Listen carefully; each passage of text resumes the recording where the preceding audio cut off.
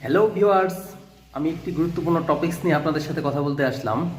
যারা ATM booth এবং ATM card use করেন তাদের জন্য এই ভিডিওটা খুবই গুরুত্বপূর্ণ।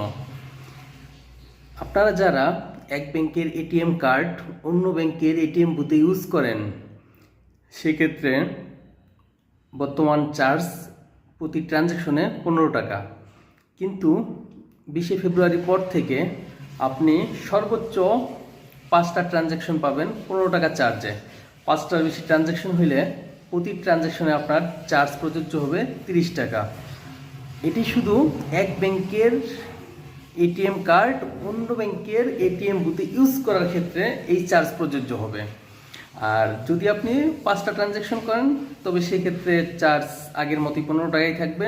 যদি ট্রানজ্যাকশন 5টার বেশি হয় সেক্ষেত্রে আপনার চার্জ 30 টাকা প্রযোজ্য হবে। যদি এই বিষয়ে আর কিছু জানার থাকে অবশ্যই কমেন্টে লিখবেন।